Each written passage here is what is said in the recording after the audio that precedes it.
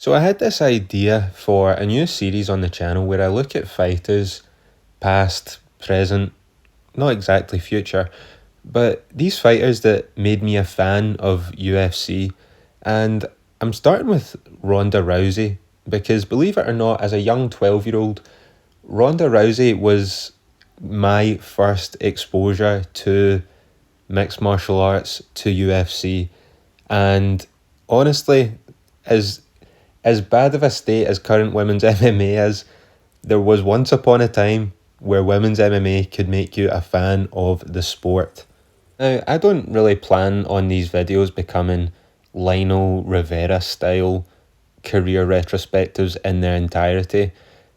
Like, I'm only really going to look at, again, the fighters that made me a fan, that still keep me as a fan, and just sort of looking at that aspect of it and more of my personal thoughts about the actual fighter themselves.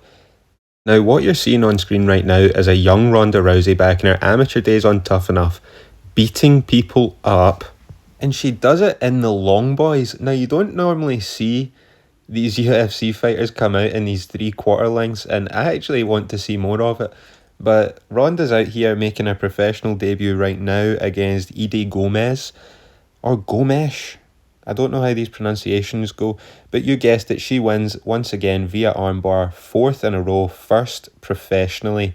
She would then make her Strikeforce debut 5 months later in August that year against Sarah D'Alelio, and controversial, or at least at the time watching it, controversial victory for Ronda Rousey, as Sarah here doesn't actually tap. Ronda tells the referee she said tap. Sarah then gets on the mic and say, "I didn't say that, I just went, ah," which would be a verbal submission anyway, so not actually controversial as much as they tried to play that off at the time. But we move forward to her championship fight, March 3rd, 2012. Now, back as an amateur, Ronda said at the end of 2010 she'd planned on being the Strikeforce Women's Champion in a year. Now, it's taken her slightly longer than a year, about November to November's 12, December 13, January 14, February 15, March, 16 months. And obviously, 16 months from amateur to professional champion is not too bad, especially considering Strikeforce at this point in terms of women's MMA is the top level. UFC don't have women. And it's at this point where Dana White starts to see some money. But before we get there, she has a title defense to do. After she beats Miesha Tate, she then goes on to fight Sarah Kaufman, who we can see here as this poor beleaguered woman sitting in the front row, staring on, watching Ronda Rousey rip Miesha Tate's arm off. Now, this was actually the fight. They'd already began their rivalry, okay? But it's still ongoing. And, she looks dead right there, but yeah, the beef didn't start in UFC. It's been raging for a little while. But here Ronda wins the belt, and she has one more defense, or her first and only defense of the Strikeforce title, against Sarah Kaufman. They're making a huge deal of her armbar record, just submitting everybody with it. And it got me thinking, they're already addressing Ronda as this massive star, especially in MMA. But, is Walter Walker about to go on his Ronda Rousey run? Are we about to get the Sports Illustrated swimsuit Walter Walker edition? Does anybody want to see that? Now, looking at Sarah Kaufman here, the only thing that I can think of is Conor McGregor calling Uriah Faber an old skateboarder. And tell me right now, this is not Tony Hawk post-op having picked up MMA gloves, threw them on, and get ready to go out there. Tell me it's not. This Sarah, oh man, she looks exactly like a retired skateboarder in this gear. You guessed it again, Ronda wins by armbar. And I'll fit this in now. I think this is partly why she becomes such a star, the consistency and the reliability. The fact that she's now got this signature move that you're now looking out for and then can relate it to her as a fighter. Now, she ends up calling out Chris Cyborg at the end of this. That fight never happens. But it doesn't really matter too much because we move from Strikeforce to UFC. Dana sees the money. He sees the money in Ronda, carries the, I don't think lineage, but carries the current Strikeforce champion to be the new UFC champion. And Ronda is now up against Liz Carmouche in what is her first UFC fight and first defense of the title. So this is the first UFC women's fight. She is the first UFC women's champion. And it main events UFC 157. And now we get to Liz Carmouche, right? Makes me feel like I'm doing a retro review when I do these asides, but we get Liz Carmouche talking all this and that about being a Marine and the pressure that comes with people's lives being on the line, and Ronda doesn't know what that's like. And tell me, Liz, what the fuck does that have to do with anything? So here we go, an Olympic bronze medalist versus a Marine, a woman who defends the country and is trained to deal with waterborne terrorism, gets absolutely packed and smoked in a round and subbed with, you guessed it, another armbar. Did they teach that in Marine self-defense class, Liz? Jesus Christ, what would the platoon be thinking right now? Now, as said, packed and smoked, Carmouche, I think, took the back in the early part of the round, which, okay, fair enough. She didn't just get absolutely fucking mollywopped and finished, but Ronda wins clearly, dominantly, and that would be the theme going forward. But we revisit an old rival in our second fight, Miesha Tate. Oh, that arm break is just brutal. This came about because they were coaches on The Ultimate Fighter, and the beef, apparently, Ronda thinks Miesha Tate reported fucking with Chris Beale, and because of some competitive clause he get cut, and it was just a whole fucking mess. I don't give a shit. That situation's really just like adding on top of the old Strikeforce beef, which I think is probably bigger than whatever happened on Tough, to be honest. Now, I don't want to call this domination, because it wasn't really. Ronda comfortably beat Miesha, but this was like a great display in how not to get just like finished in a minute. And I mean, what's coming up here, I know UFC really likes to crack down on this stuff, but just listen to Joe Rogan's reaction to this takedown here. Like, he makes that sound when someone gets like brutally slept, and this is just like a standard like takedown for Ronda. That's just how like nuts and bolts, and he's freaking out. It's amazing.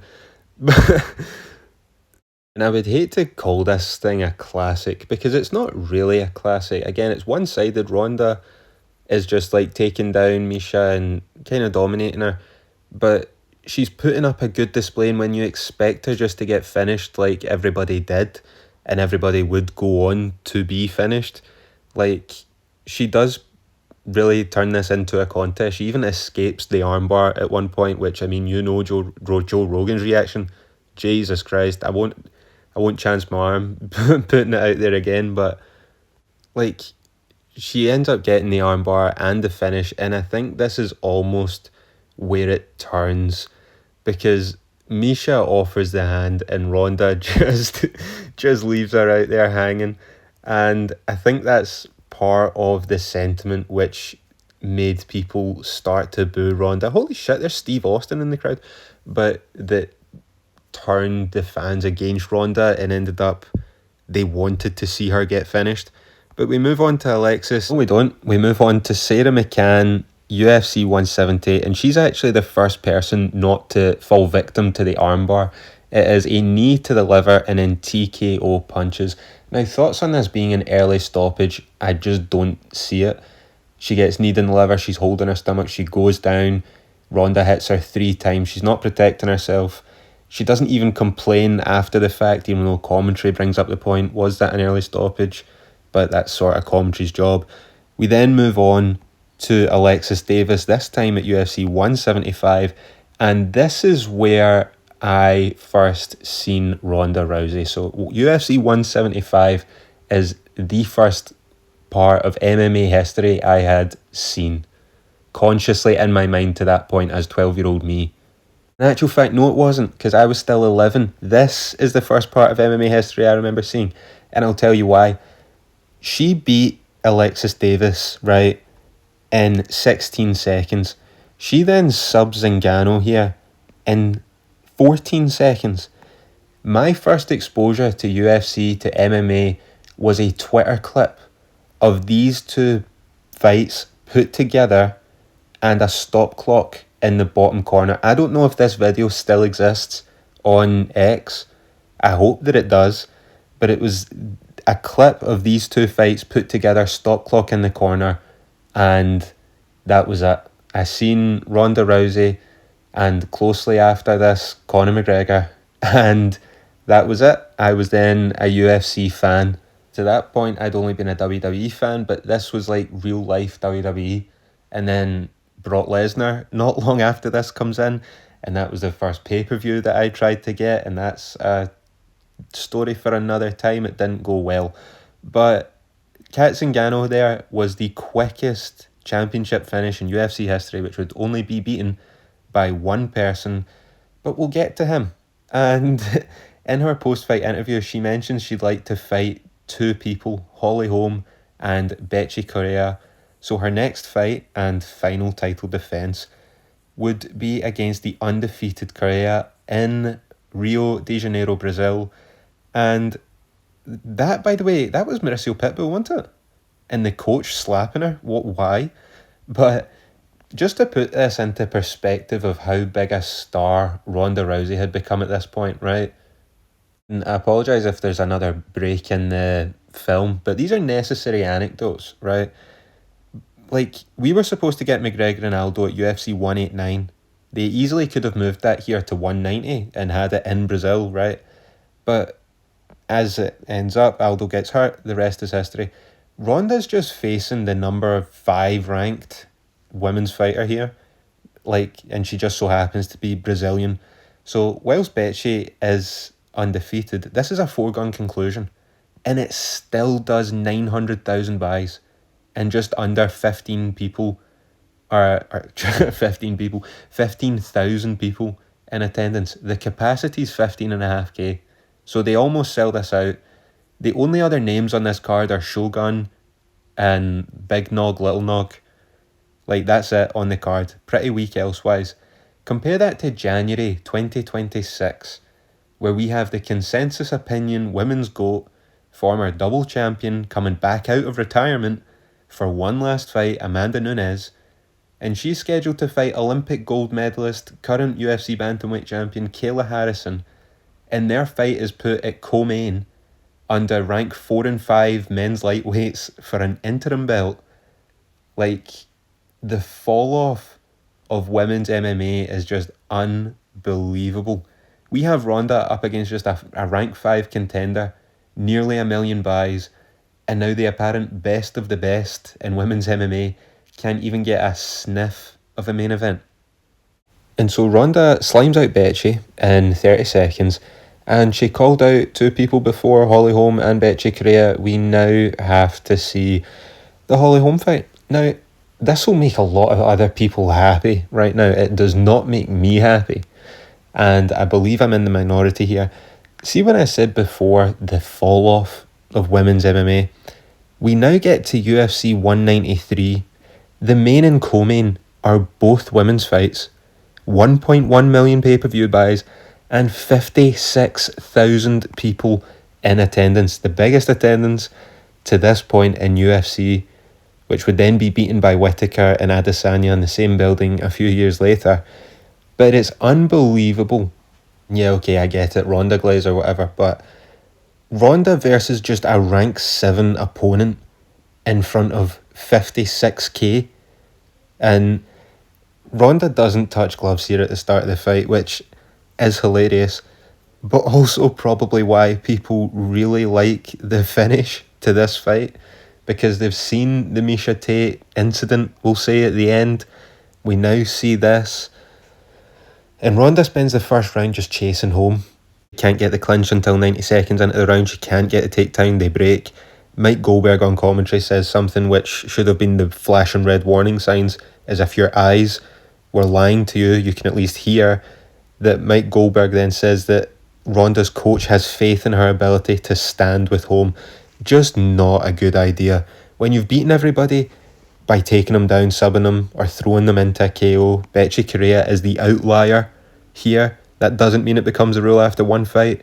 It's too late. After round one, the damage is already done. Ronda threw a strike after the first round, which makes that kick a lot more satisfying for a lot of people who were watching at the time. And even now, it's gone on to be one of the most famous knockouts of all time, UFC history, what have you.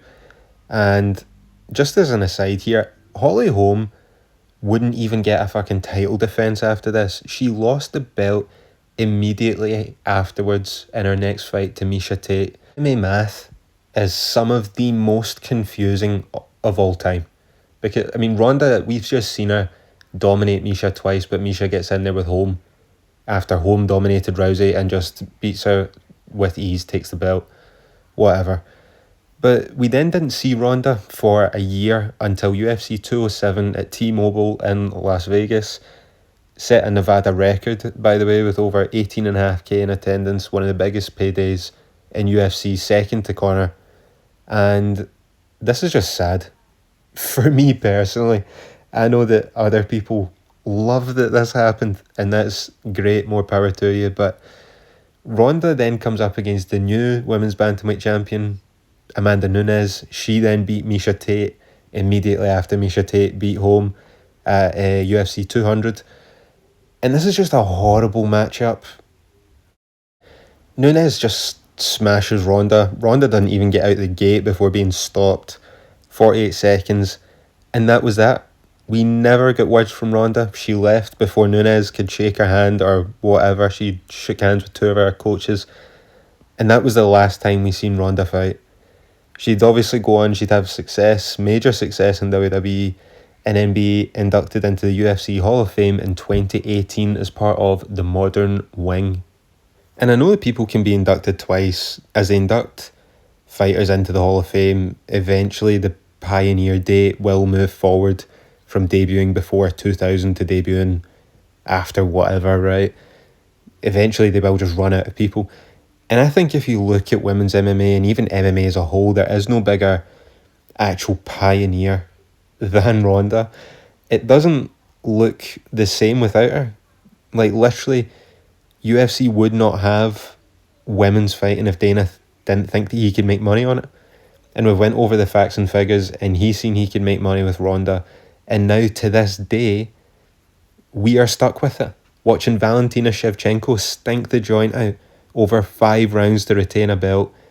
Who was the pioneer of that style? I have words for them.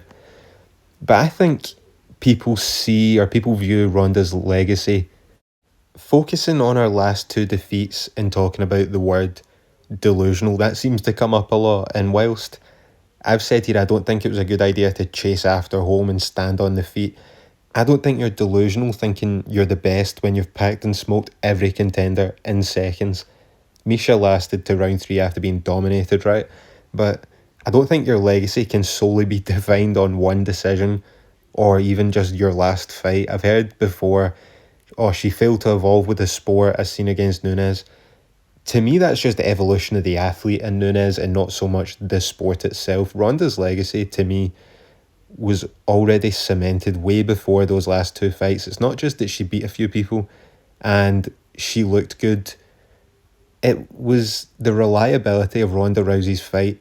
The same way that, it's what makes Conor McGregor a star. When there's a McGregor fight, you watch the press conferences because there's a consistency and a reliability that he's going to say some shit. And when Ronda would fight, the streak of armbar finishes, finishing people in seconds. Of course she looks good, right? And that's a part of it. But you know what you're getting with a Ronda Rousey fight, and that's why people watched, and that's what made her a star. And so you can't really believe the clickbait titles of delusional and ruined legacy. Ronda's legacy is one of the biggest stars in UFC history. It's not easy to break out of the MMA bubble, but she done it and not only became a UFC star, but a mainstream star. And people might not want to hear this, but Ronda Rousey walked so that Conor McGregor could run.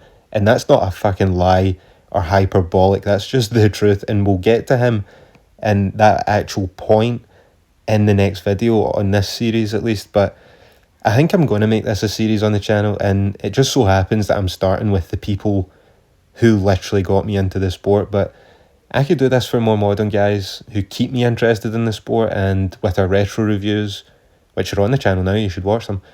I could definitely go back and talk about those guys that are my favourites looking back on the sport, and then maybe that's where we can get the chemo video. I will be so sad if Lionel Rivera beats me to the Chemo Leopoldo video, but that's that. That is Ronda Rousey, the original, the best, my favourite. Next, we will look at Conor McGregor, his impact on myself as an MMA fan, and how I didn't even need to see him fight. My first exposure to McGregor was at a press conference, and I'll let you guess which one, but if I told you earlier the first piece of UFC I remember was around the Cat Zingano fight before Ronda fought Correa, then maybe that'll be a clue. But until next time, folks, thank you for watching. Remember to like and subscribe, comment your own thoughts on the video, your own thoughts on Ronda, and I will see you all next time.